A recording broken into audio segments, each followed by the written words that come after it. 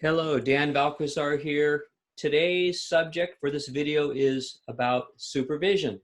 So I'm one of the candidates for San Benito County Supervisor. I'm trying to stay out of the way of my sign so you can see supervisor is what the job is. So who has been a supervisor? Who has training experience in supervision? So for those of you who don't know me, that's what this video is about. So I'm going to start back at the police academy where I had my first supervisory job when I was asked to be the sergeant at arms for the rest of the academy recruits. So that was my first training and experience there after college. Then as a police officer, I became a field training officer, FTO. And as a training officer, you train recruits how to become full-fledged police officers and to protect and serve, keep themselves alive, keep me alive, and keep other people alive. And with that single supervision, in other words, you're a supervisor of one recruit at a time, you had to be very familiar with the city government. And those were called procedural manuals. And the city of San Jose's procedural manuals are that thick.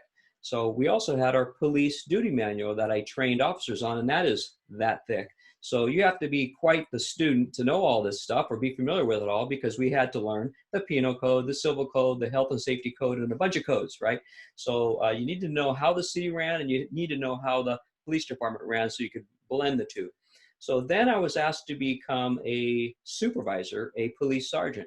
So you study in a group of about 10 or 12 for about a year, and there was 150 applicants at the time, and I fortunately came out, I was very thankful, I came out number 2 on the list, and I became a supervisor for the city of San Jose. I became a police sergeant. So as a supervisor, I had teams of 8 officers, sometimes teams of 16, and if you look at the scale between the size of Santa Clara County with 1.92 million people and San Benito County with about 62,000, you can see the difference in size and organization and what I was involved in. So anyway, I think down here, maybe the deputies have 2 deputies on patrol, and the city of Hollister, I don't know, 2, 5, something. But anyway, I had teams of 8 as much as 16, and we protected and served hundreds of thousands of people just in my area. Anyway, so I supervised other police officers as a police sergeant. Then, as a detective sergeant, a friend of mine came to me, another detective sergeant, and he asked me to help him study for the lieutenant's exam. So I let him know that I was thinking about going into the private sector, but I was fortunate that I was good at testing and oral boards and all that kind of stuff. So I helped him study, and we both got on the lieutenant's list. And he went on to become lieutenant, retired as a captain, and then became a chief of a local police department. And but while we studied how to become managers.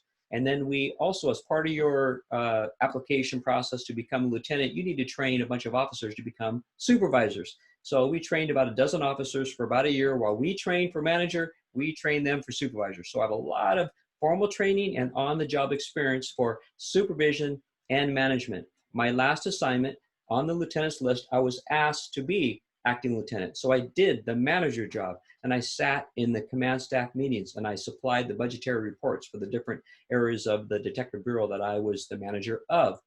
Then I left to go into the private sector, and it's now been 22 years that I've been in business. So I took my supervisory skills and I brought them to the private sector. And there I was a sales manager or a supervisor, and we took a company public, and we started from 2 offices and we grew it to 26 offices from Santa Rosa to San Diego. So think about the business experience I had during those years. We had leasing of office space, hiring salespeople, hiring admin, going over the budget and our financials. Fortunately, our board meetings were at Quarter Valley, so that was kind of fun. But anyway, so we supervised or managed 26 offices. So it takes some experience to do that kind of stuff. And I had, again, formal training in sales and management and in the private sector, and I had on-the-job training and experience in supervision and management.